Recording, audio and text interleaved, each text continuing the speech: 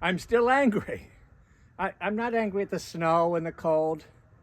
Well, maybe a little bit. It took me 3 hours to snowblow our driveway this morning, and it's cold here. No, what I'm really angry about is the leadership of our denomination. The United Methodist Church is dying faster than a snowball in hell. We're declining in every metric you can imagine. And what our leadership have done is they've created a super task force to examine the stresses on our bishops. Our bishops get paid $186,000 a year.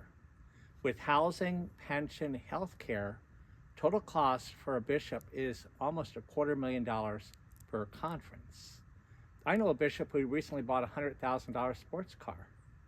I know a bishop who lives in a $3 million parsonage and is complaining that when her term as bishop is over, she's going to have to move somewhere else and won't live in as nice a neighborhood and in as nice a house.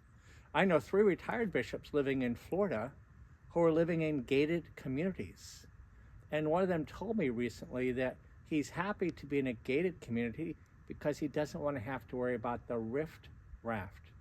The rift raft, I guess, means the poor. John Wesley ran to be with the poor. John Wesley earned a good salary. He said, earn all you can. He made about what the bishops are making today, but he gave it all away. He gave away everything he earned throughout his career. He never had more than 10 pounds to his own ownership and died a pauper. He said, earn all you can, fine, save all you can. He actually learned how to cut his own hair to save money to have to pay. He famously gave up tea to save money. He supported the poor by building hospitals, clinics, schools, churches. He did empowerment programs. There was a time when the United Methodist Church was strong.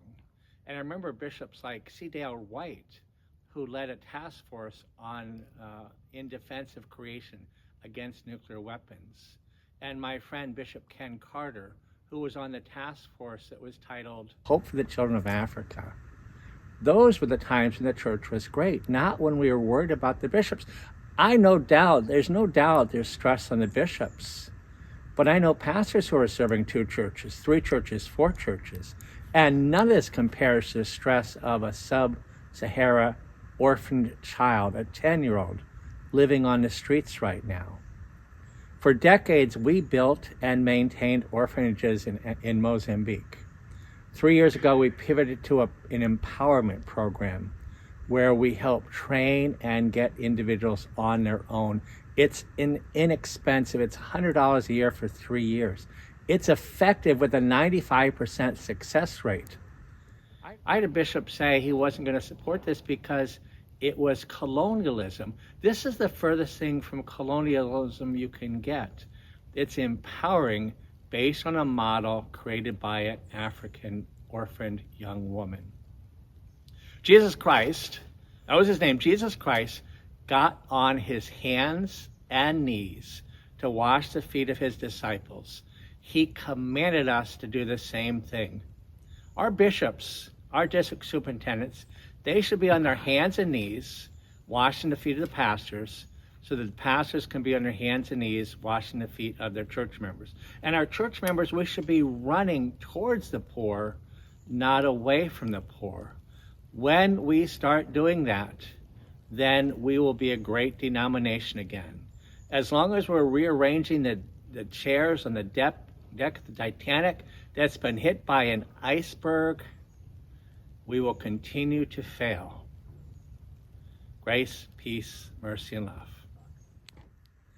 We should be on our hands and knees. That's not helpful. Oh, man. All right, stop. Let's go inside. It's colder than a witch's out here. All right, how's that? Good. All right, now I've got enough to work with.